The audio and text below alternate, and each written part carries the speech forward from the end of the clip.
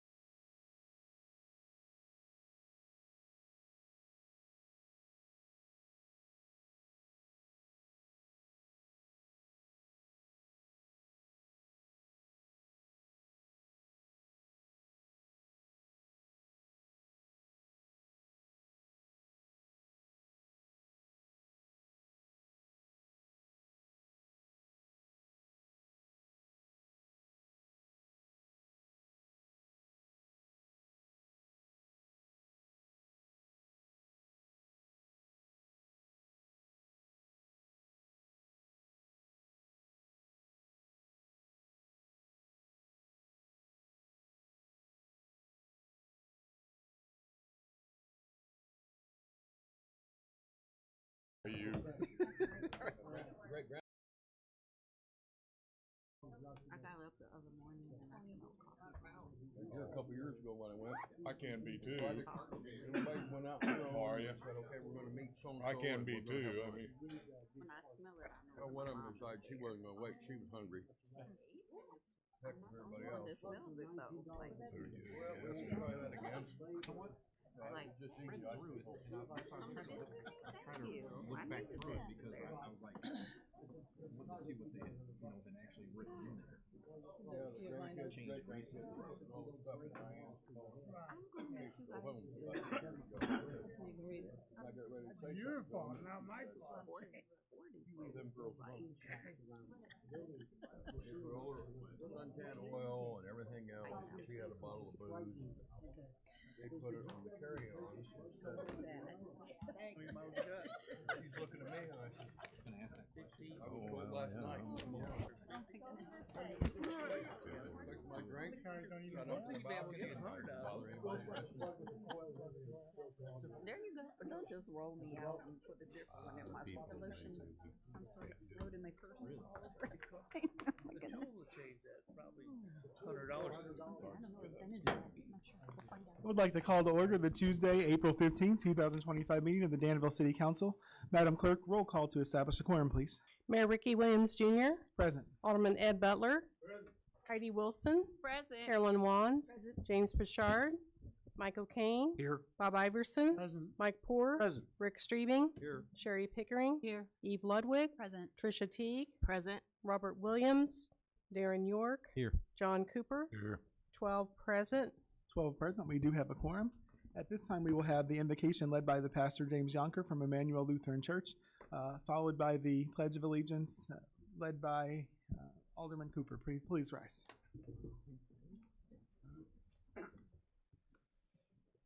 We open up in the name of the Father, the Son, the Holy Spirit. Amen. Let us pray. Dearest Lord, guide this meeting. Bless those in leadership here in Danville with knowledge and skill and compassion, and may they lead with your precepts and with the will of the people and their well-being in mind, O Lord. Bless them in their endeavors, and bless the city of Danville. Allow them to watch over and to grow the town and attend to the people who are their sheep.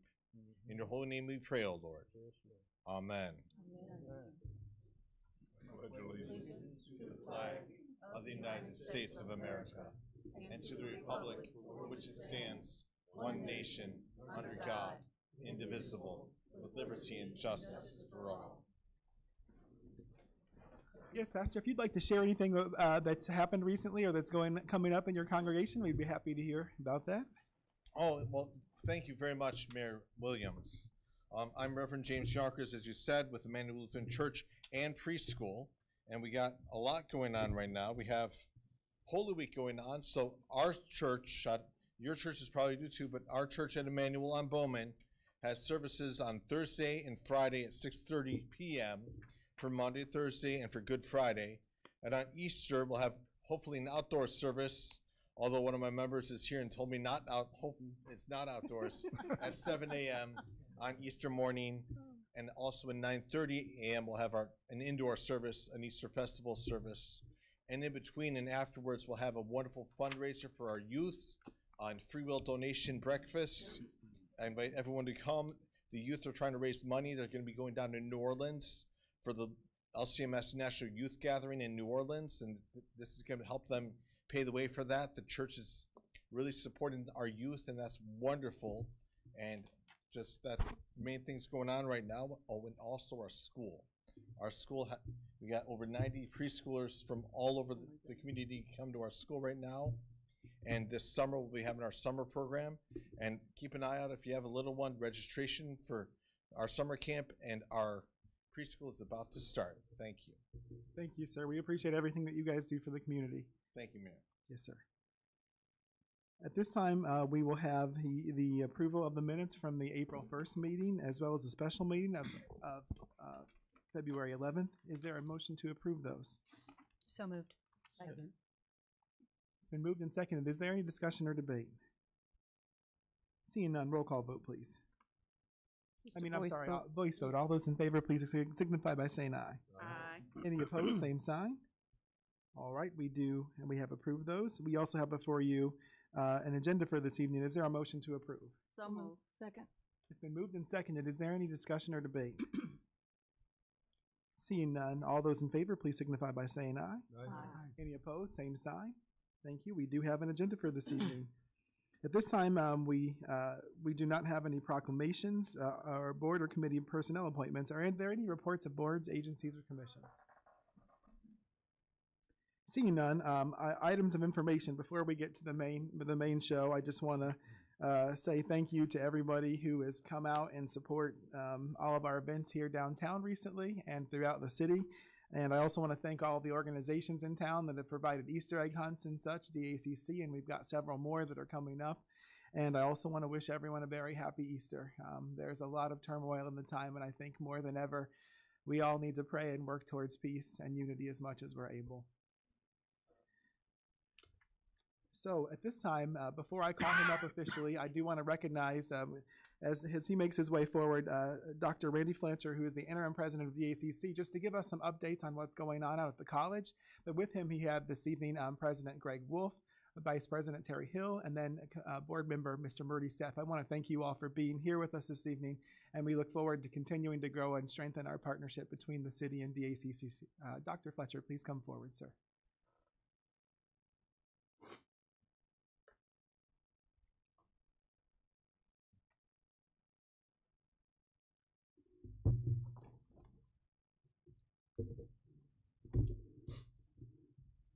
Well, thank you, Mayor Williams, members of the City Council. It is with my utmost appreciation to be invited to this evening's City Council to speak about Danville Area Community College, my experiences, and my vision for the future of DACC. As Mayor Williams mentioned, I'm presently the interim president at the college. I take this opportunity very seriously and know very well the importance of DACC in the city and the surrounding communities. I come to this position with 29 years of experience and dedicated service to higher education. I began my career at DACC in 1996 as a rudder constructor, leaving 12 years later as the Dean of Academic Affairs. Throughout those years, I gained respect for the faculty and the daily job they must do to create active and learning environments that prepare students both for the world of work and successful matriculation to higher education and advanced degrees. I was fortunate to have mentors while my time at Danville Area Community College, mentors that served for 40 and sometimes even 50 years in the classrooms and offices at the campus, establishing traditions and standards of excellence, and moreover, access to learning for all students. Coming to the position of president, I can confidently say I am prepared for the job and the responsibility that comes with leading a fabled institution like Danville Area Community College. After my first tenure at the college, I served as the Dean of Career and Technical Education at Parkland College, while also pursuing full-time my doctorate in higher education at the University of Illinois. At Parkland, I created and built lasting career and technical ed programs, fostered a workforce education and a workforce development model that is still in place at Parkland. And I spent 8 years at Parkland College. Then I served for nearly 5 years as Vice President of Academic Affairs at Joliet Junior College, the nation's first community college. JJC is an expansive community college district. Faculty relations, innovative technologies, fundraising, and team building tools were honed and developed during my tenure in Joliet. And most recently, I served as the provost at Eastern Florida State College.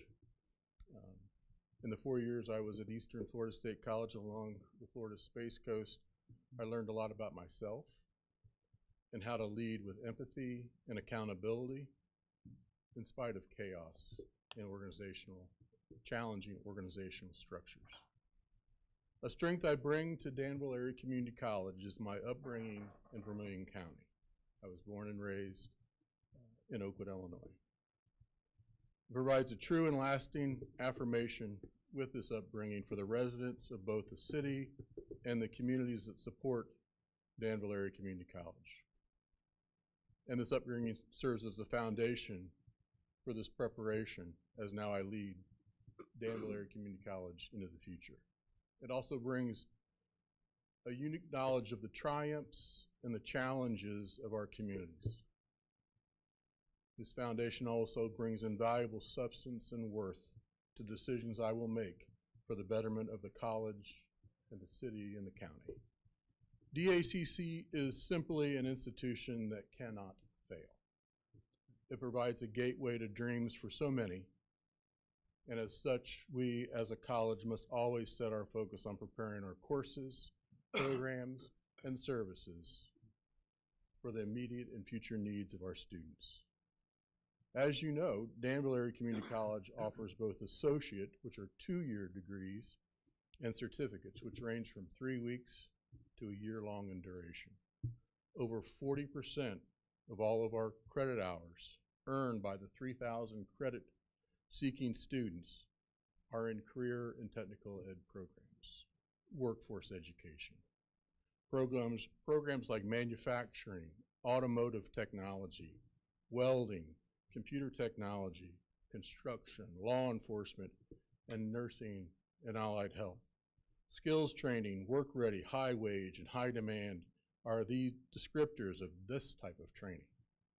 It is my goal to build a true workforce education engine, a presence at the college, but also in the community. Our programs serve as a gateway to hope and opportunity for so many. These programs must grow and provide the necessary pathways to gainful employment, family stability, and prosperous futures for our residents. Moreover, it is my intent to improve upon our brand as a skills provider and provide and bring awareness of DACC's academic enterprise that exists at the highest levels of quality to more students, to more of our residents that find themselves underemployed, and our incumbent workers that desperately need skills training and upskilling in order to advance in their careers in our local community. The industries that I've talked to and that serve the city and county understand that a gap in skills exists as they continually call upon the college to supply this demand with trained, highly skilled new employees. As president, it is my responsibility to share this message with everyone that I meet. What I can also share, and this information may not be known to everybody, but certainly provides a testament to the quality of the Danville Area Community College and its brand, is that DACC has the most nationally recognized community college faculty in the entire nation. During a 10-year span from 2001 to 2011, the college had 4 professors on campus who were recognized by the American Association of Community Colleges as the best community college faculty member for that year, as selected by their peers and by colleges nationwide. That is a foundation of excellence that we will continue on. This is a feat that not has even been approached by any other community college for the past 15 years, or really is in the realm of possibility for those in the future. But really, we can't rest on our past accomplishments. Since the pandemic, our enrollment has decreased. We are making great strides this year in recovering some of those losses. And how are we doing that? We're building, we're growing new programs. Right now, we have a construction operations certificate. We hope to quickly scale that into a new construction associate's degree that will fill the skills gap that is currently in the construction trades in this area. We have a new speech pathology technician associate program, one of the only in the state that provides that technician level support for our speech pathologists in our secondary schools. And also, we are one of the only community colleges to have a fully operational cancer registry within our health information technology division. And we're seeing great strides in that enrollment and in that service.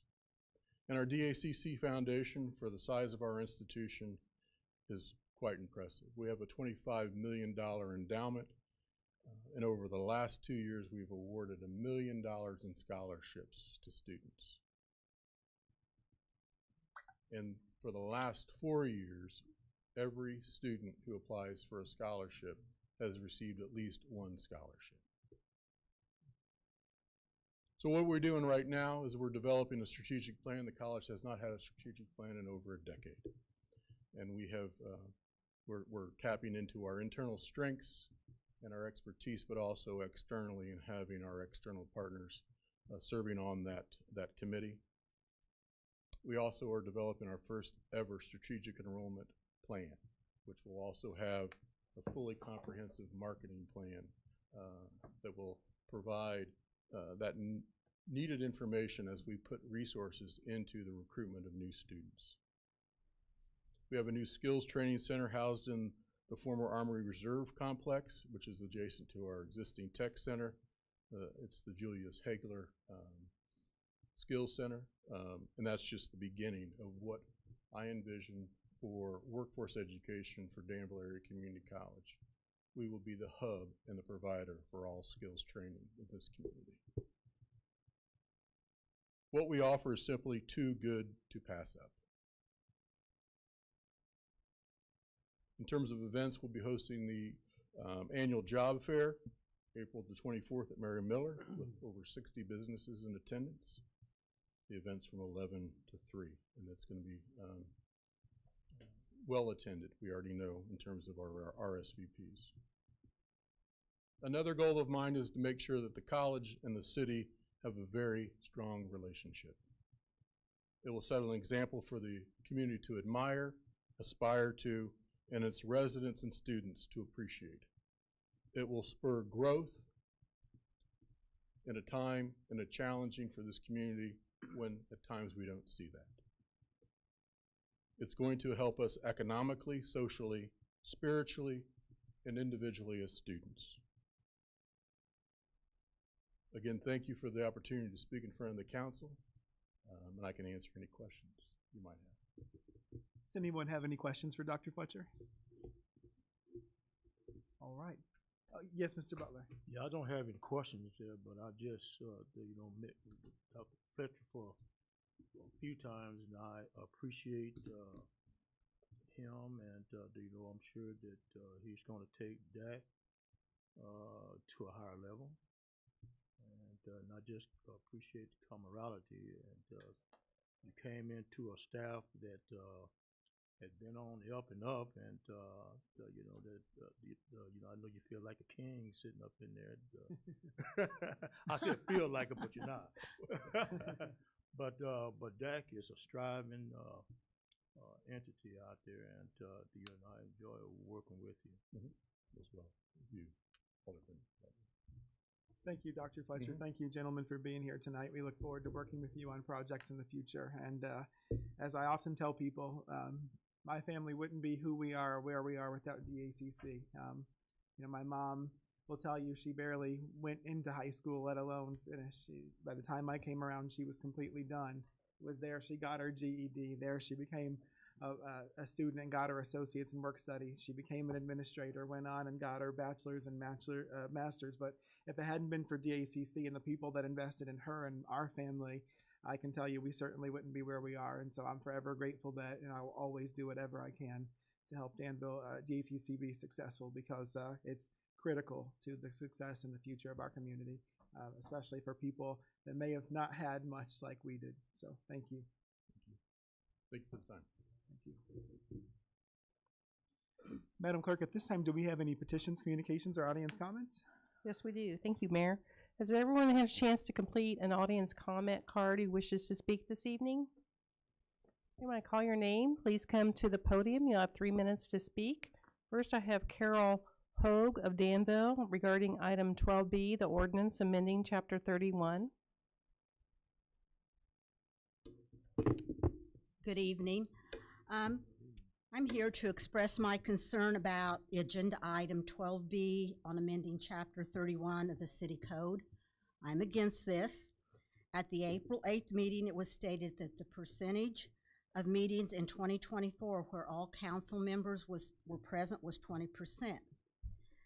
However, I think more information is needed and on how often that actually impacted in obtaining 8 votes on agenda items.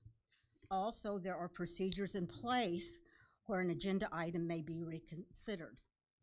Analyzing the number of times an agenda item received 8 votes compared to the total number of agenda items voted on in 2024 would be a better indication if there's any need for changes to Chapter 31.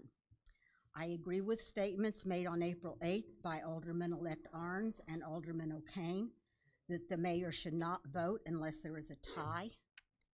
Currently, there does not appear to be sufficient reason to amend Chapter 31 of the City Code. Please vote no. Thank you. Thank you, Ms. Ho. Sabrina Kelly, regarding the abortion ordinance. Good evening. I realize what I'm speaking about isn't on the agenda this evening, but it is something that I wanted to discuss. My name is Sabrina Kelly. I'm a resident and constituent of Vermilion County. I'm not here representing any organization or affiliation. I'm here representing my own ideas and own opinions. I'm coming to you this evening to talk about this ordinance against abortion in the city. I am an Army veteran. I served 7 years active duty in the Army. I got out in 2017. I served 7 years active duty to protect the rights and freedoms of the American people. That means all people. And when I say all people, that doesn't mean all lives matter either. It means everyone. The state of Illinois has kept it to where women and child bearers have the right to bodily autonomy and safe health care. I didn't serve 7 years of my life to be told that I, as a woman, cannot have access to safe and necessary medical care, as well as the people I served for, which is everyone even sitting here. This is unacceptable, and it's causing entirely too many deaths, affecting not only women and child bearers as a whole, but specifically people of color and marginalized communities. Again, this is unacceptable. I serve for the people's rights, meaning all people, including all marginalized communities, which is who this ordinance affects the most. Those rights should not be taken away, nor dictated by anyone, any government member. It should be a choice between the birthing person and their doctor.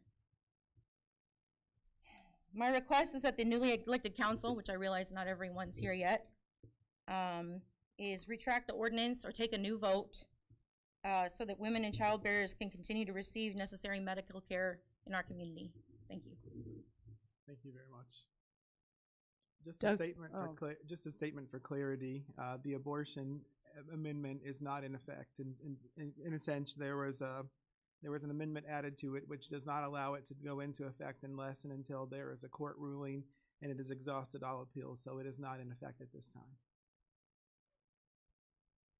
Doug Arns of Danville, regarding changes to the council voting. Thank you. I was hoping this was not going to be on here this evening because I think it's a terrible way to develop public policy, and it's difficult for why one council believes it needs to judge what the next council will do. You have no idea what the attendance will be with 3 new elected officials. I would also suggest that the way that this has been done, it may be something other than what it's being represented as. The public media was avoided. To my knowledge, there were no media involved in any of these meetings. There's no minutes that have been presented. There have been no documents demonstrating some of the information that was talked about.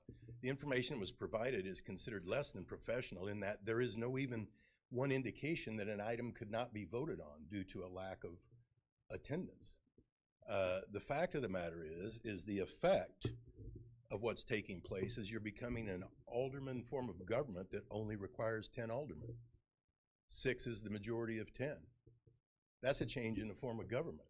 That's never been discussed here. It's never been discussed publicly, and none of you would discuss it publicly until after the election. It's an interesting timing. The other things that we'll talk about is that what needs to be focused on is leadership and accountability. And if you have members that are not attending meetings, accountability and managing that situation should come before something as drastic as changing the number of votes it takes. What this is doing will encourage absenteeism because I don't need to be at the meeting. The mayor will cover my vote. What if the alderman and the representative, the people they represent, would rather have their vote go to their other alderman as their proxy? Was that discussed by the committee? Wasn't discussed with the public. None of this was discussed with the public. This body should not be voting on this tonight. It's not been presented to the public. So once again, no examples of where the city could not do business. That's what we kept hearing the other night. Let's do business. You haven't demonstrated one time where you couldn't do business. maybe it didn't go the way you would prefer, but the business was done, and I'm not aware of anything when that did not happen. The absenteeism issue can be addressed by requiring aldermen to be paid while they're there. You have part-time workers. This body oversees 275 employees. Provide some leadership by example. You don't pay part-time workers when they're not at work. Why do aldermen feel they should be paid when they're not at work? Let's lead by example, and let's provide the leadership that the community deserves and the accountability. There's no report on who was missing all the meetings. Why wasn't the public told that? How is the public supposed to help them be accountable if you won't even tell them who aren't reporting to meetings? Totally inappropriate. Lacks professionalism, and there is no direct causation that has been presented by anyone that shows this led to the city not being able to do business. Thank you, Mr. Arns. I guess I will continue this at the next meeting because I do have more to say, and we'll see how the vote turns out. Thank you, Mr. Arns. Karen Schilt of Danville regarding public safety.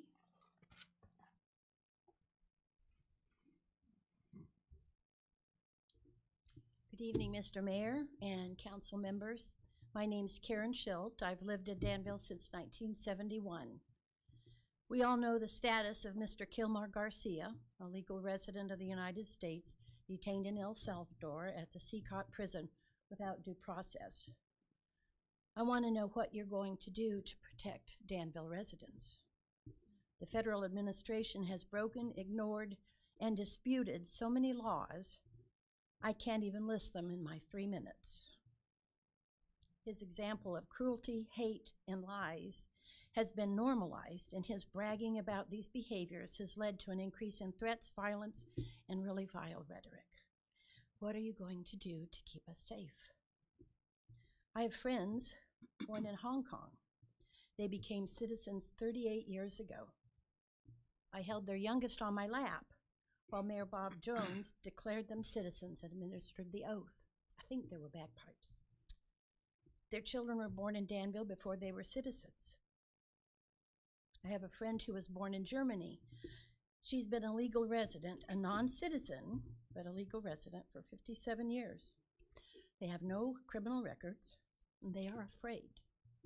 I'm white, Christian, cisgender woman, retired after living and working in Danville for 54 years, and I am afraid. If they can take people off the streets, out of their homes, businesses, schools, and churches without a warrant, without charges, without notification of wrongdoing, without due process, there will be no recourse for me when they come for me. What are you doing to keep me safe? Thank you. Thank you, Mrs. Schilt. That's all I have. Thank you. Is there anyone else who wishes to address the council this evening? Seeing none, thank you for those comments. We do not have any zoning petitions this evening. However, you do have the payrolls of April 4th and April 11th. Is there a motion to approve those? So moved. Second. Any discussion or debate on the payrolls? Roll call vote, please. Alderman Wands, Yes. Bouchard, O'Kane, Yes. Iverson, Yes. Hoare, Yes. Streebing, Yes. Pickering, Yes. Ludwig, Yes. Teague, Yes. Williams, York, Yes. Cooper, Yes. Butler, Yes. Wilson, Yes. 12 yes. 12 yes, the motion carries. You also have before you the vouchers payable of April 8th and April 15th. Is there a motion to approve those? So moved. Second. It's been moved and seconded. Is there any discussion or debate? Seeing none, roll call vote, please. Alderman Bouchard, O'Kane, Yes. Iverson, Yes. Hoare, Yes. Streebing, Yes. Pickering, Yes. Ludwig, Yes. Teague, Yes. Williams, York, Yes. Cooper, Yes. Butler, Yes. Wilson, Yes. Wands, 12 yes.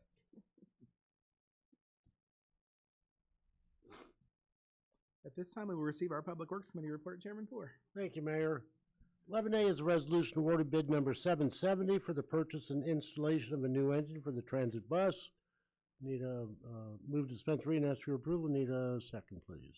Second. Questions? Okay, roll call, please. Alderman O'Kane, Yes. Iverson, Yes. Hoare, Yes. Streebing, Yes. Pickering. Yes. Ludwig. Yes. Teague. Yes. Williams. York. Yes. Cooper. Yes. Butler. Yes. Wilson. Yes. Wands. Yes. Bouchard. 12 yes. 12 yes, thank you. 11B is a resolution awarding the contract for bid number 771 for the Turtle Run Stream Stabilization Project. Move to dispense reading, ask for approval. Need a second, please. Second. Alderman Cooper. I'll be abstaining from this vote. I got a couple of questions about it, though. Why are we doing this? The reason why we're doing it is because we have a permanent easement that was acquired back in the early 70s from the Elks Club. And as part of that easement, we discharge 3 of our large storm sewers coming from the north and northwest. And as part of the easement, we were getting, we have to maintain that ditch through there, drainage way. Maintain it forever and ever, I assume, then? As it's written, yes. During major storms, it causes a lot of flooding in that area, correct? And we've had a lot of concern from residents, I believe. That's correct, Mayor. And if you go out there, you'll see there's some erosion. Well, I know the erosion part of it. I just know I'm going to be asked quite a few questions about this expense. I mean, and I'd just like to have some background on it. But I will be abstaining on this one. Other questions? Roll call, please. Alderman Iverson. Yes. Poor. Yes. Streebing. Yes. Pickering. Yes. Ludwig. Yes. Teague. Yes. Williams. York. Yes. Cooper. Abstain. Butler. Yes. Wilson. Yes. Wands. Yes. Bouchard. O'Kane. Yes. 11 yes. 11 yes, thank you. 11C is a resolution amending the contract for bid number 757, Dines Machine and Manufacturing relocation, and amending the fiscal year 24-25 budget for Fund 121 TIF East 4Es. Move to dispense reading, ask for approval. Need a second. Second. Okay, questions? Alderman Cooper. Budget amendment. This is coming in a lot higher than what we planned, isn't it? Is this the end of it, or will there be more, do you think? Or I guess it's a necessary evil, but okay.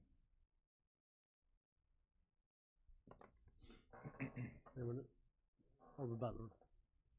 Yes, I see we taking the funding from, the money from different funding. Wasn't it, this all set up out of the ARPA fund, that we were taking care of all this renovation and stuff that, you know? And then the other question is, I see what we've taken, $150,000 out of the reserve and putting it into the TIF fund. And so after that, is the TIF fund done been relinquished? No. Question number 1, the initial resolution to fund this project had 3 separate fund codes that were passed, which was Fund 107, 310, and the TIF. And so those were on the initial resolution to fund this project.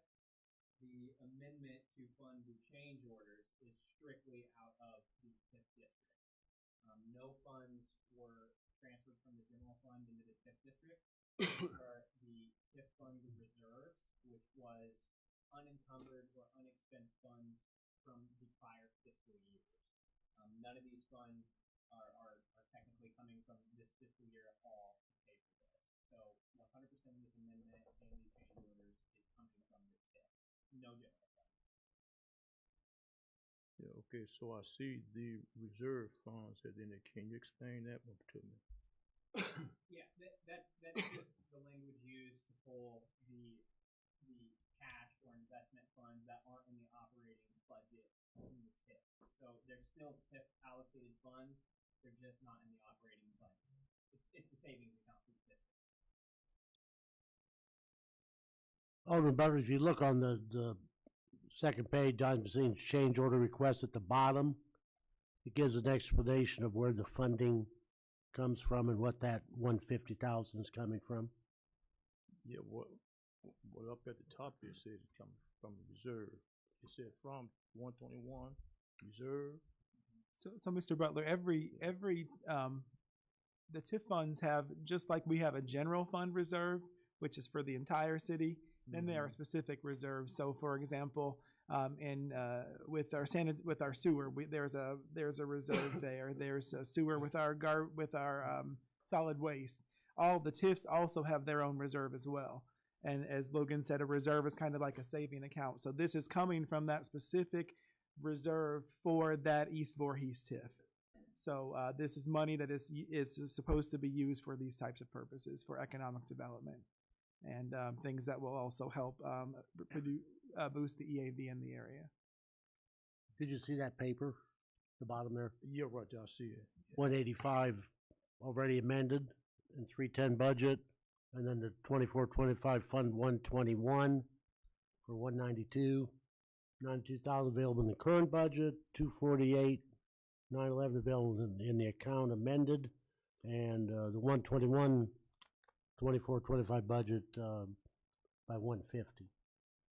So that's how all the money came about to fund to cover that 378,000. That was additional on all these changes, mainly to the heating. Yeah. A lot of the ventilation of the space, safety bars for the heaters, basically relocating the weld shop for the project. And to expand on the use of TIF funds, as a reminder, the utilization of this fund is to reinvest for economic development. So these TIF funds will be recaptured, for lack of better words, in the future. Yeah, I feel kind of like Cooper there. I mean, you know, so we got all these extra unforeseen, jobs keep coming back up, fitness. You know, I don't know if we got contract agreement with these contractors, or as they survey the land to make sure that once we put in a bid, that the bid is solid. in this climate, wait till tariffs go into effect and see what happens to stuff that's already been bid. Yeah, right. I understand that there too. That it's more like an effect to where that whenever a contractor come in and want to do a job or whatever, there and we make the statement, well, then it's going to cost more than that. Yep. And so how do you know what a job is going to cost if a contractor come in and want to do it? If he said that this is what it costs, this is what it costs. Yeah, completely agree with you. It can be very frustrating. We did hire an expert to put together these bid documents and design this space. Unfortunately, unforeseeables did occur as far as, asbestos in the office space, termite inspections, things like that. So we did employ experts to put together the bid packet to get the most concrete number or bid that we could possibly receive. But unfortunately, as Alderman Ford was stating, some were unforeseeables and cost was keep increasing.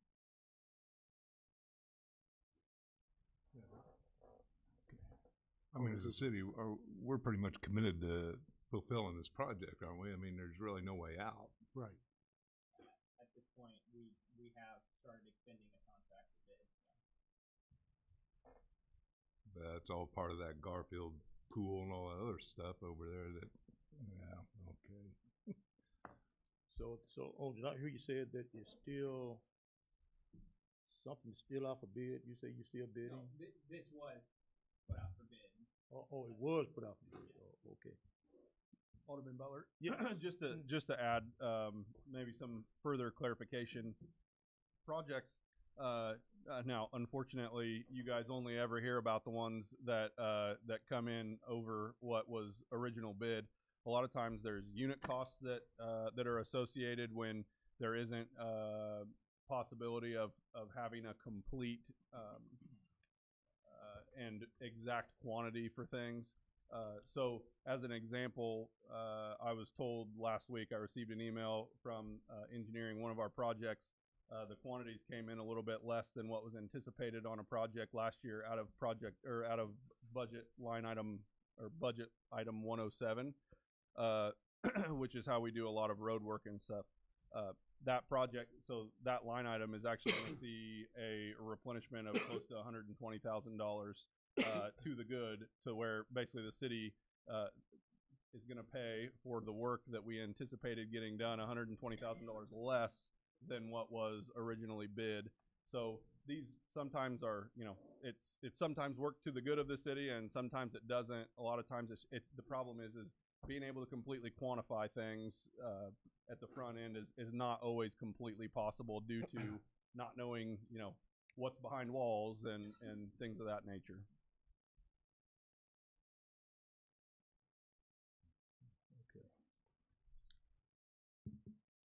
Okay. Anybody else?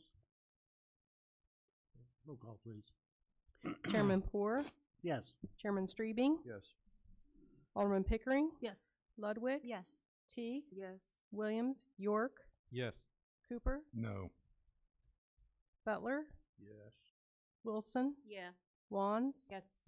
Bouchard, O'Kane, Yes. Iverson, Yes. 11 yes. 7 yes, thank you. Items of information? Director, do you have any items of information? Okay. Mayor, that concludes our report. Thank you, Chairman Poor. This time we receive our Public Services Committee report. Chairman Streebing. Puts us to 12A. We have a resolution requesting to encumber funds within the police department from FY 2024 through 2025 budget to the FY 2025-26 budget for the purchase of police radios. I'll make the motion to approve and dispense with the reading and ask for approval. I'll need a second, please. Second. Is there any questions on this resolution 12A? Alderman. This went through Public Works due to the nature of having it encumbered before the end of our fiscal year, since it's this current fiscal year's funds. So that's why it went to Public Works instead of waiting to go to Public Services next week. Any questions? If not, roll call, please. Chairman Streebing, Yes. Alderman Pickering, Yes. Ludwig, Yes. T, Yes. Williams, York, Yes. Cooper, Yes. Butler, Yes. Wilson, Yes. Wands, Yes. Bouchard, O'Kane, Yes. Iverson, Yes. Poor, Yes. 12 yes. 12 yes, thank you. The motion carries. Puts us to 12B. We have an ordinance amending Chapter 31 of the City Council meetings and procedures. I'll make the motion to approve and dispense with the reading and ask for your approval. I'll need a second, please. Second. Is there any questions on 12B's ordinance amending Chapter 31? Ms. Ludwig. Okay, I just have something to say. So the city of Danville operates under home rule, as we all know, and this is granted by state statute, giving Danville certain autonomy to make our own rules and procedures regarding how we vote and what numbers of votes are necessary to pass measures, ordinances, and resolutions generally.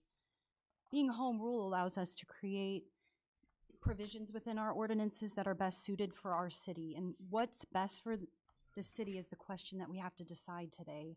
In 2024, the City Council operated under a mistaken belief that we could pass ordinances, measures, and resolutions with a majority of a quorum vote, which meant that for 80% of our meetings, we believed that that number was 7 affirmative votes to pass city business. After questions were raised by Alderman O'Kane, Corporate Counsel Leon Parker determined that this was incorrect. We, in fact, currently have no ordinance within our current city code that directs the number of votes needed to pass an ordinance, measure, or resolution. We have no provision within our ordinances that describes how many votes it takes to pass our ordinances, measures, or resolutions. The 1993 Ordinance 7647 was repealed during amendments to Chapter 31 in 2009 by Ordinance 8642, which is the one that we go by now, which is Chapter 31. So I'm going to read just a section within Chapter 31. It's Section 3101, Background, Purpose, and Intent. And I'm going to Section C, and I'm going to the second sentence in that. The intent of the City Council shall be to record all operational, and procedural rules in this chapter. This chapter is 31. And as such, these rules of procedure shall be maintained as the official city council rules. So all other rules regarding how we vote have been pushed out. They're not part of our code anymore, besides what you see in chapter 31. Okay, so therefore 7647 is no longer valid law in our city, and that's what we go by when we look at organizational rules of procedure. And I think everybody's looked at this. I mean, we've even discussed this in recent meetings. Okay, so then we have to look to, our laws direct us to look to state statutes for direction on voting procedure because we don't have a provision on how to vote. Okay, so within 31, we have 31.38 change in council rules, and I'm looking at C.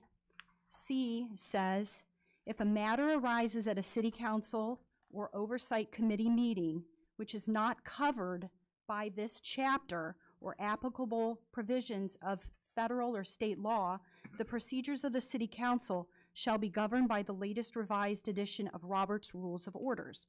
So this is where we are today.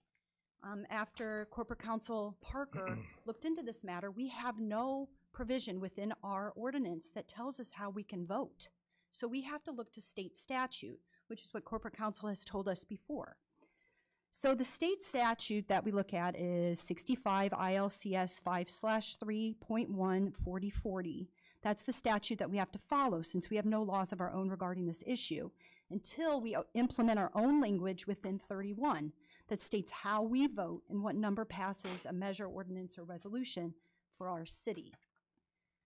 The state statute regarding voting procedure expects that, and it assumes that all aldermen then holding office are always present at our city council meetings to vote. It even sets out what we can do if people are not present, but we can't do some of those things currently. The state statute then directs that a majority of the city council vote in favor of an ordinance, measure, or resolution for it to pass generally. That number for us is 8. In 2024, we had a full council present only 20% of the time at our city council meetings. This is not the expectation of the state in creating this statute. We should not have to implement the state law that expects all alderpersons holding office to be present at the meeting when 80% of the time, 11 to 13 alderpersons are present. The question is what procedure is best for our city?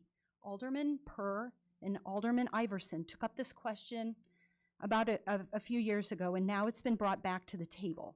So far in 2025, we've found it difficult on at least 3 occasions to pass city business with 8 votes. One was our budget, then the motor fuel tax, and the ordinance changes for the cannabis consumption lounge. Each of these received only 7 affirmative votes on the first pass and failed.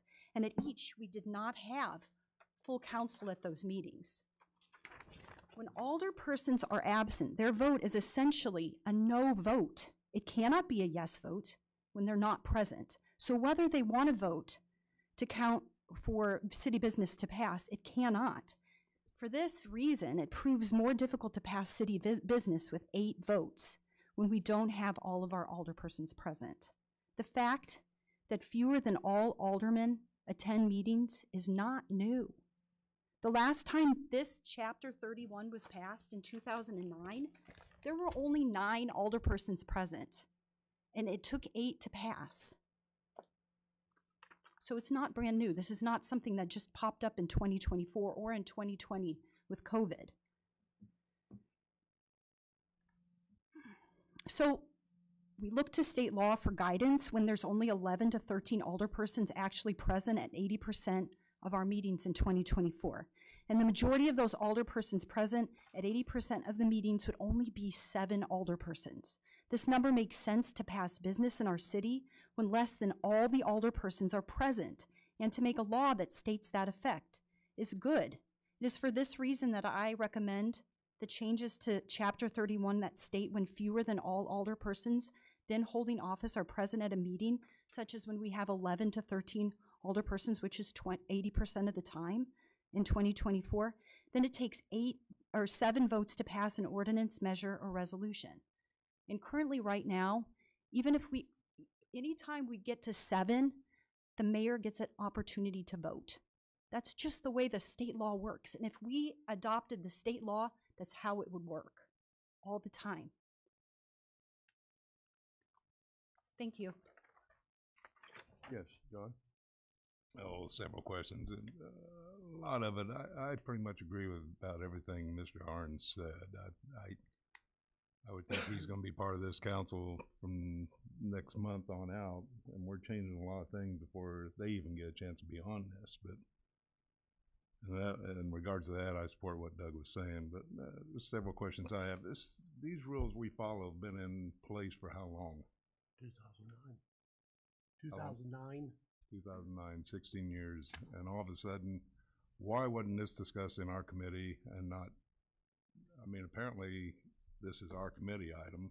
It goes through your committee to pass? Is that what happened? It was just to bring it, it was just brought up to discuss at the Public Works meeting. But it hadn't been discussed or anything in any committees then apparently, right? Other than yours? A couple years ago it was, yes. Yeah, but not recently. No. That sort of bothers me when we go through big changes like this and then all of a sudden we're going to try to slam this through a council.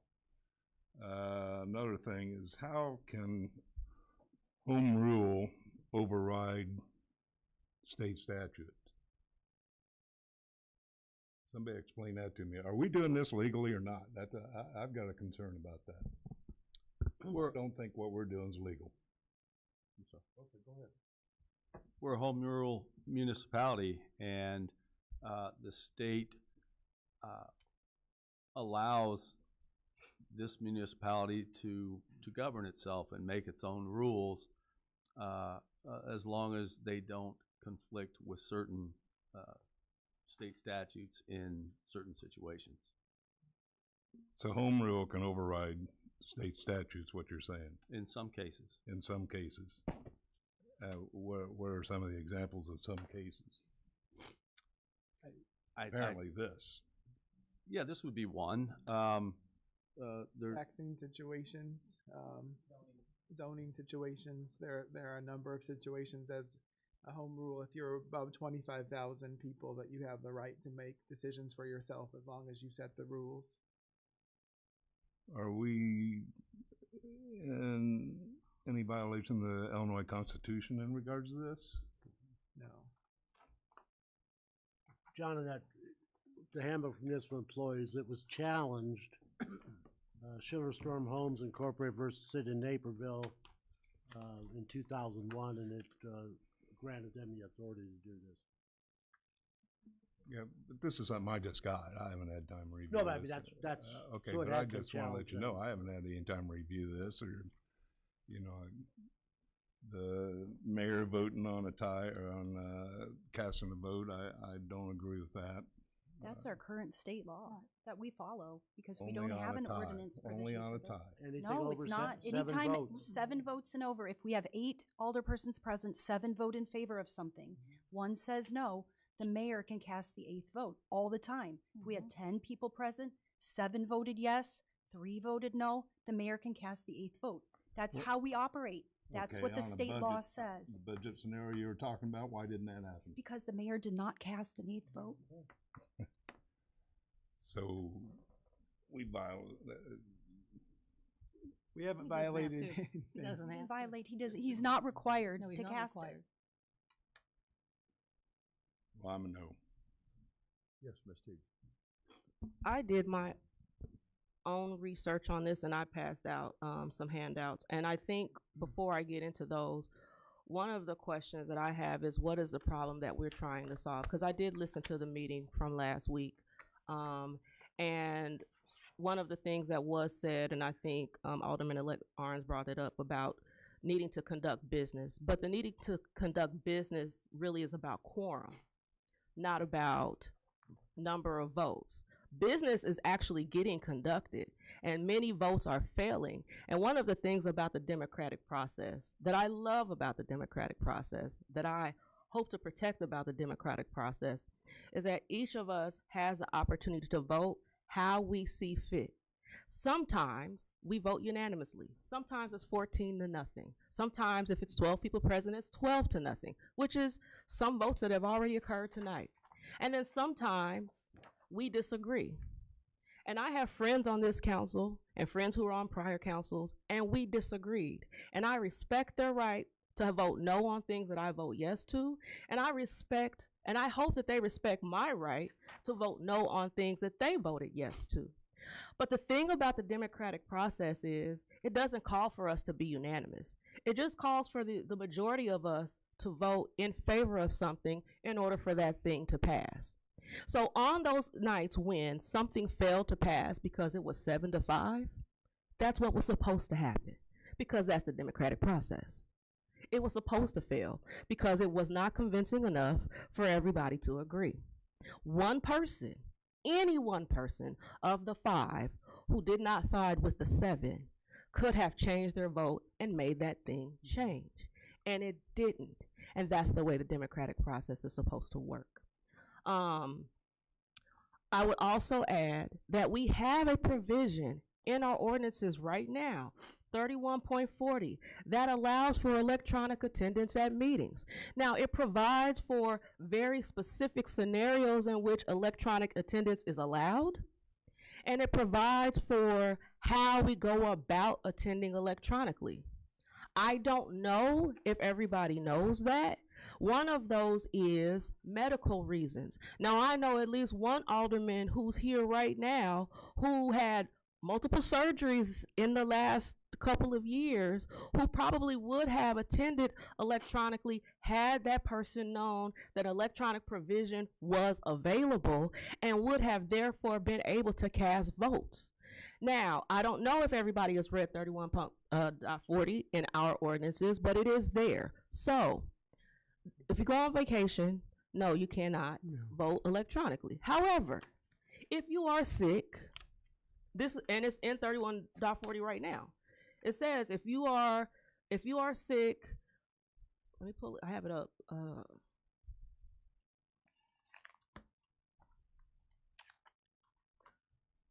Because of personal illness or disability, because of employment purposes. So if you are on a business trip, or a family or other emergency, you can attend our meetings electronically, provided that you notify the clerk, and it gives you the number of hours in which you must notify the clerk in advance of the meeting. Therefore, some of this could be alleviated just by actually using the provision that we already put in place in 2020. In addition to that, I did my own research from the Illinois Municipal League. I did my research of cases. I wanted to understand what the law was and what things were said. So, and I passed around to everyone information from the IML handbook. So, one of these is a tad bit dated, and I couldn't find any other cases that superseded this. And I highlighted the text for everyone. So, from the 2011 IML handbook, it says, in the absence of a successful referendum, home rule powers may not be used to diminish the power of elected officials in such a direct manner as to shift the checks and balances written into each form of government authorized by statute. One of the things that concerns me about this is that this would be a shift in the balance of power. Because in our form of government that we have right now, and the handbook, when it's on to talk about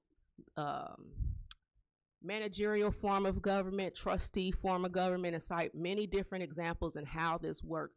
This was specifically from the home rule chapter of that particular handbook. I went forward and pulled up the 25 handbook to look at that chapter as well, which I will go over those highlights in a second. But it talks about all of those. Now, the one that was closest to our form of government was the managerial form, although we don't have a manager, but it talked about alderman and mayor. And then it talked about who can vote when and how, and it cited a specific case. But one of the things that would happen with this change is it would shift the balance of power, because it provides additional votes to the mayor in instances that were not previously provided.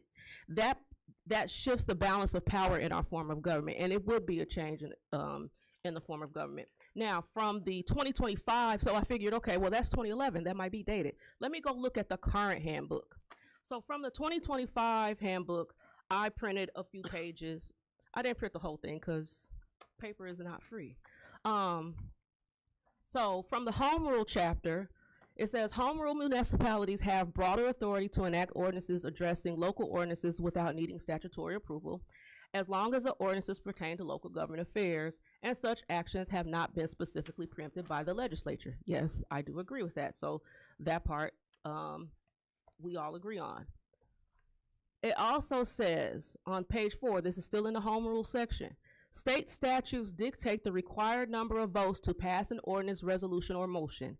An ordinance requires a majority vote to pass unless otherwise specified by statute. Statutes also dictate what persons may vote on a piece of legislation. And it has a footnote to a case, Ketchmark v. Lynch, from 1969. This is, again, in the home rule chapter of the current handbook for municipal government from the Illinois Municipal League. Now, I stapled these in the wrong order. So I'm going to read the last page that you all have, but it's page 17 at the bottom of the page. Presiding, under section C, presiding officers of council and their ability to vote. The highlighted text says, generally, the mayor or president does not vote in most Illinois forms of government outside of 3 specific occasions. Number 1, when the vote of the alderpersons or trustees has resulted in a tie. Number 2, when half of the alderpersons or trustees elected have voted in favor of an ordinance, resolution, or motion, even though there is not a tie. Or 3, when a vote greater than a majority of the corporate authorities is required by state statute or local ordinance to adopt an ordinance, resolution, or motion. And then page 20. Under common law, if a quorum is present and a majority of those present vote in favor of an action, the action is considered valid unless a specific law states otherwise. That's kind of basically what is being proposed. However, it doesn't say however, but I'm adding that because it goes on to add, in municipalities, all ordinances and specified resolutions and motions must have a concurrence of a majority of all members then holding office on the city council, including the mayor, to pass unless a statute requires otherwise. And then it also cites the case law that Alderwoman Ludwig just read, 65 ILCS 5/3.1-40-40. So the majority of elected officials on our council is 8 because there are 15 of us. That's why it's 8. It's 15 people sitting at this dais. So it's not just that it's 14 and therefore we could have 7 possibly. No, it has to be 8. It should always be 8 because the citizens of the city of Danville elected 15 of us. Therefore, it must always be 8. So there, I think, are 2 different issues here. One is whether or not we reduce the number from 8 to possibly 7. And then the other is whether or not the mayor can vote in other instances besides what was already identified in statute. If we introduce this, what we also introduce is the possibility of chaos. Because what could happen is a lot of political gamesmanship where somebody says, oh, I'll just wait for certain people to go on vacation because I know they're going to be gone at specific times of the year, and then we bring certain things back up. And then somebody could say, and it could be anything. It doesn't even have to be controversial things, but most likely it would be the controversial things. But somebody could say, for example, you know what? It's time to bring the abortion ordinance back up. I'll just wait for somebody to go on vacation. Then I'll send it to the clerk to make sure it gets added to the agenda. And then we'll just need 7 votes. That's what could happen because it doesn't take that much to count the votes. It could be anything, and we could have political chaos. And that is not what should be happening in a democratic system. What should be happening in a democratic system is that the majority of people elected by the people decided what happened. And if the people are unhappy with what the majority of people chose, then those people can vote for somebody else to come and take those spots. But we should not be diminishing the number of people simply because we did not have the number of votes we wanted. Because we've all, in the time that I've been here, we've never not had quorum. I've served on boards. I've served on literally, at least half a dozen boards in this city. I know the ones who could not conduct business and it was just an information meeting because we can't vote. That's not what happened here. Now, the situation as it relates to attendance, yes, we have people be absent. And it actually was previously proposed that pay be based on attendance. How do I know? Because I proposed it. I proposed it back when we changed, 2 years ago. I proposed it 2 years ago because we changed alderman pay then, and half of us are making more money than the other half. But at that time, I proposed that attendance be one of the reasons for which we actually get paid. I proposed it 2 years ago. It did not happen. I agree, because we do have a problem, and it's been a problem as it relates to attendance. But you know what? People should not run for offices if they cannot commit to being here. I plan my vacations around Tuesdays on purpose. Oh, I got to make sure I fly back on Monday because I got to be at a meeting on Tuesday night. Oh, I don't leave till Wednesday because I got to be at a meeting on Tuesday night. I make the commitment. We all should make that commitment. But I can't speak to anybody else's commitment. I can only govern my own. But what I can say is that we are also, and we should also be, committed to the people of this city to make sure that we continue to govern this city according to state law. And as far as I can see, based on what the IML said, and the IML cited 65, I forget, 5/3.1/-40-40, and it did not say when there's money, and it did not give all these qualifiers. It said expressly, in municipalities, all ordinances and specified resolutions and motions must have a concurrence of a majority of all members then holding office. It is not unique to our municipal body. Every municipal body has absence issues. It should be hard. It should always require the majority.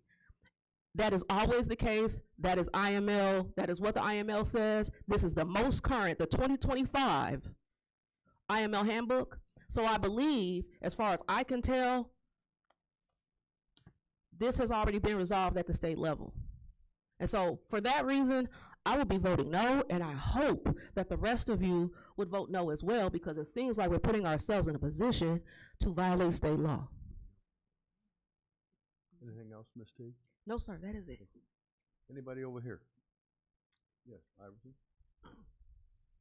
I've been one of those who's missed a couple of meetings because of hospitalization and other health issues. And I knew that we could do it electronically. The mayor and I discussed it. The problem isn't that we don't want to do it. It's right now physically we can't do it. We don't have the equipment to set up. Now, if you'd like to approve something that we set up with IT and things so we can do that, I'll be massively in favor of that. That's what we should have been doing for some time. But the reason some of us, like myself and Heidi, not because we didn't want to, we physically could not vote electronically at that point. And I know we'd like to. The pay issue, being paid only for meetings, that makes it seem like the meetings are the only thing a city council member does. And to me, that's like, it's the least amount of time probably they put in. I'm not nearly as much as far as going through all the procedures that I know some of you other guys are, that you study everything, talk to everybody. There's a lot of time spent beyond these brief meetings. Alderman Ludwig and Alderman Pickering and I met a couple of times just to see if we could come up with any kind of an idea that people would agree with on these votes. Apparently we have not. I was willing to go along. I was one of the original 8 votes only I went along with a compromise just to kind of move it forward. But the more I think about it, 8 votes is what it should be. And as it was said, there were several times, you don't have to have 14 people here or 15 people here to get 8 votes. I mean, we can do that, and we've done it.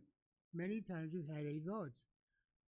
The other day in the consumption lounge, there were 7 votes, and the mayor could have been the 8th vote, but he didn't vote partially because of the confusion of this. But I think if you go through this and you take out the references to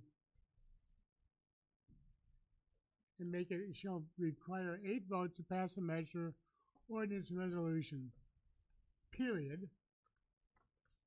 And then the mayor may cast an 8th vote, take out the 7th, to pass a measure, etc., etc. And the mayor cannot cast a vote if the vote would result in a tie. That's also by state law. And we don't even need 31 and 31C because we've already talked about it. I think we're a lot closer to this than we want to believe we are, and we could probably resolve it.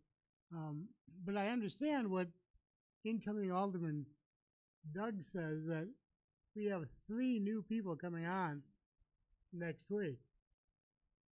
Should we let them have their chance to say what they feel, because they're going to live with it?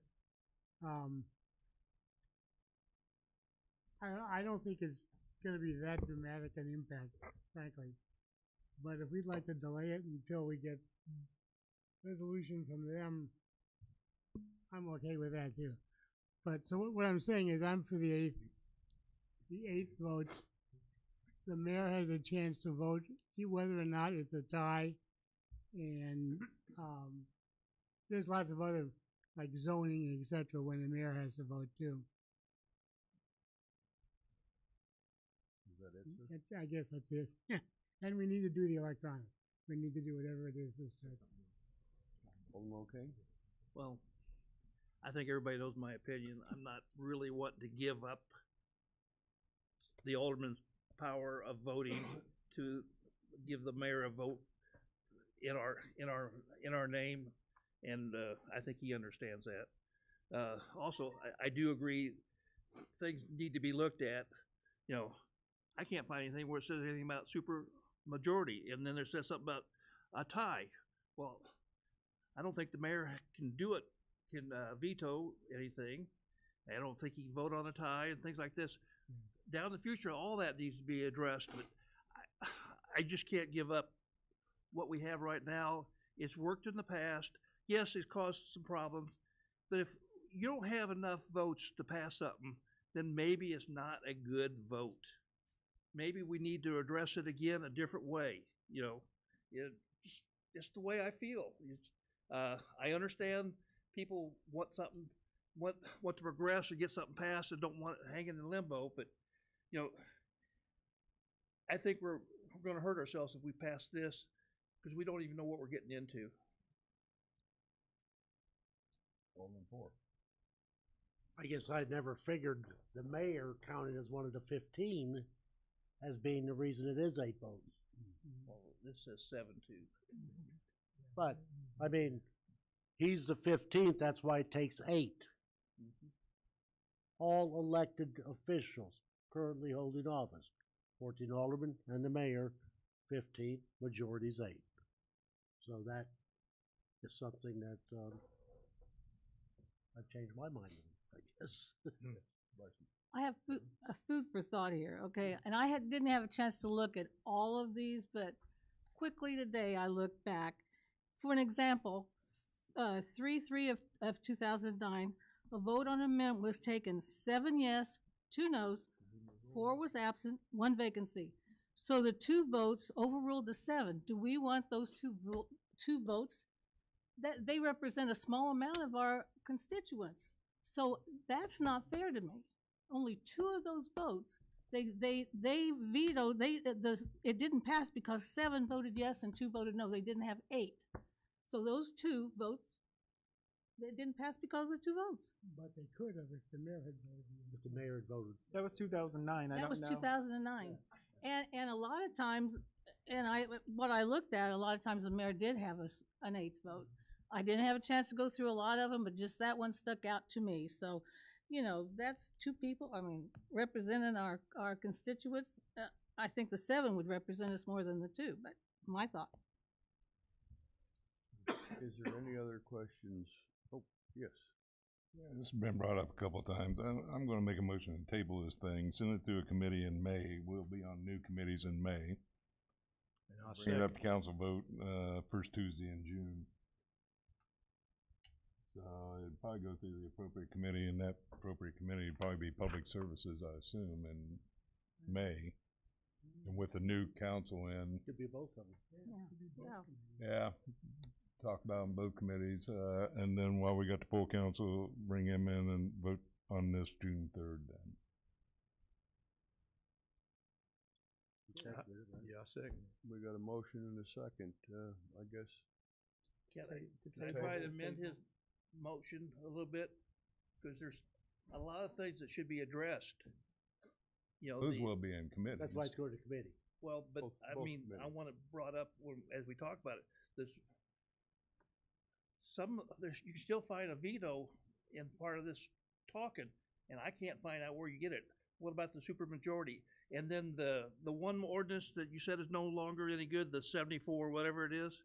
There's some good things in that should be looked at, because not everything is in 30 and 31. Right now we're basically talking about the 8 votes, but there's other things that ought to be addressed, and if we're going to do some changes, we need to look at it all, not just this. And I agree with you, and I think that's why it should be discuss it in both committees, and then bring it up to June, first council in June.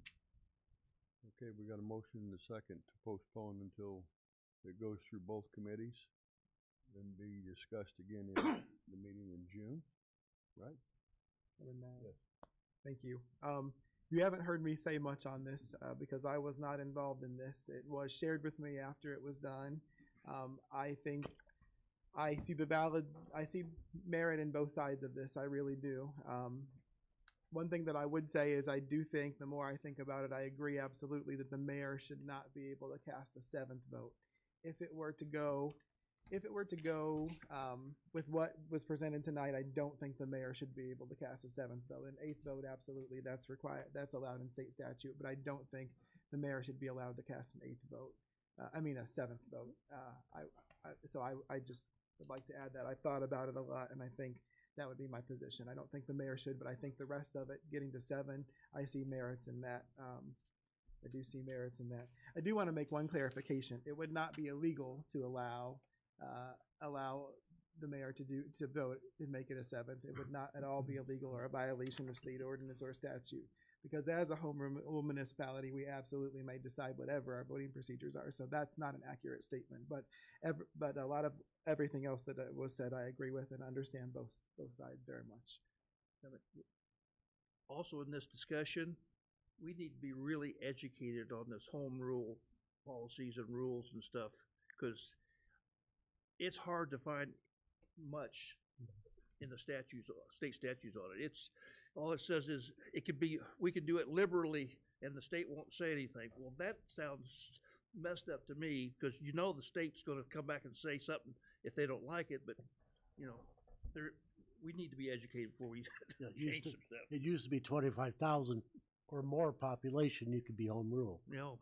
By ordinance or by a referendum, you can become home rule under 25,000. Or in counties and which some have done. All right, so we got a motion and a second. Can I say something? Discussion.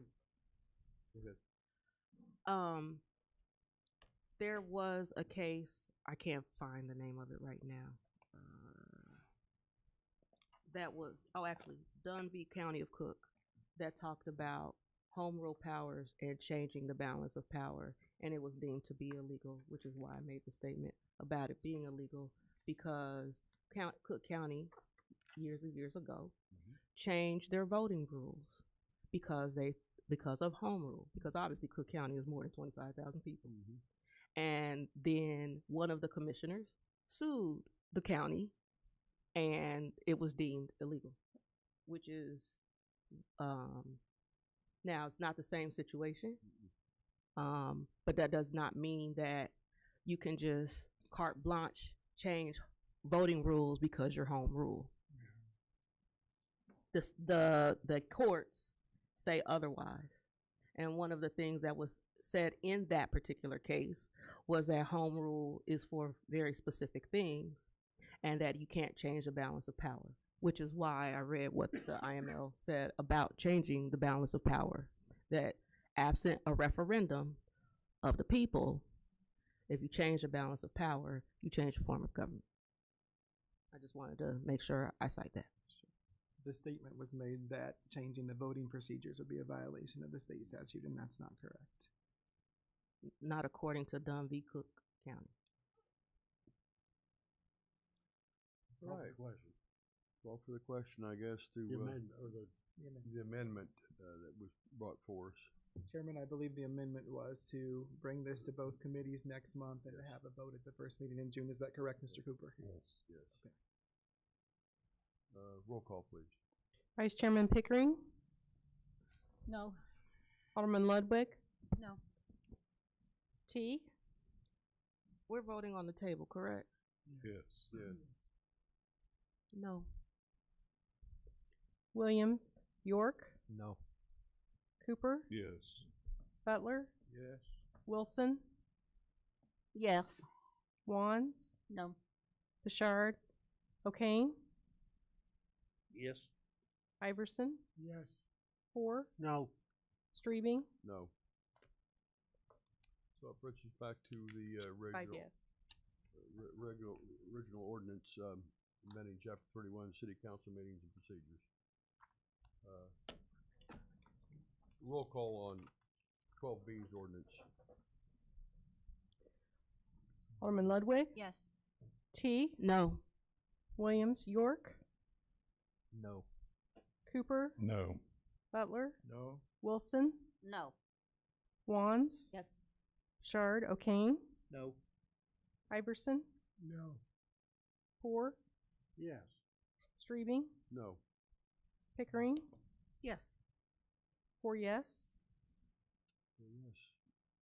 12B passes. Thank you. Puts us It item. failed. It Failed. failed. I'm sorry. It's failed. I'm sorry. It failed. Now somebody Now can you're bring it sounding back like me later. last week. Glasses Now on the here. new council Yeah. can bring it up. Yeah. Puts us to 12C, items of information. We'll meet here April 22nd at 6 p.m. here at City Hall with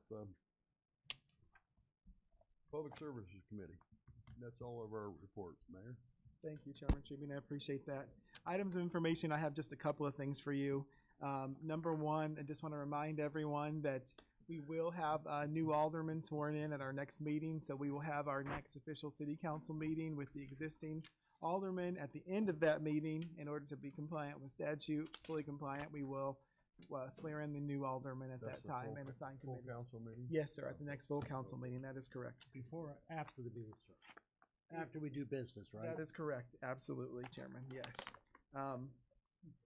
Other items of information, I just want to say again to everyone, happy Easter, and I hope that you all have a great week.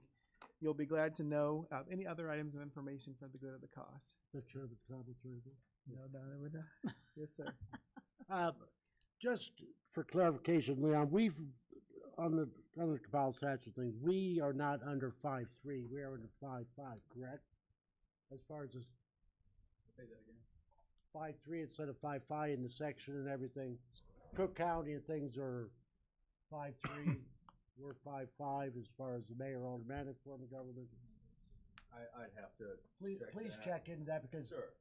there's one said under the compiled statutes says this under 5.3 just for Cook County in that area.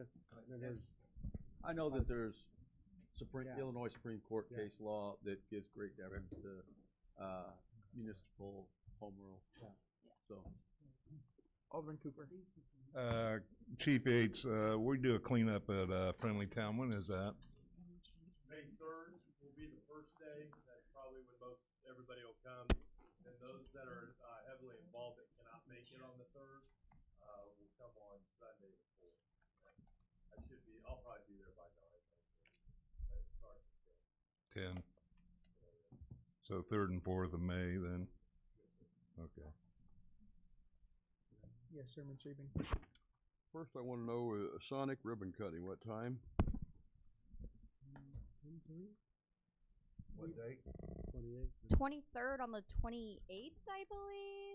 10:30 to 28th. That's correct. That's correct. 10:30 Okay. on 28th. It's tentative. They believe that they will be. They're still doing finalizing with hiring and training, Chairman. If it changes, I'll make sure that we update everyone as soon as possible. And then also, we've got the Neighborhood Association meeting. Thanks for that reminder, Chairman. We will be meeting at the Slotted Spoon on Saturday, April 26th. So hope to see you all there for that as well. Thank you. Thank you. Any other items of information for the good of the cause? I do have one thing, and I'm kind of doing this on behalf of Public Works just because I've been working on it today. We have the comprehensive plan survey out and as the website as well. It's danville2050.org.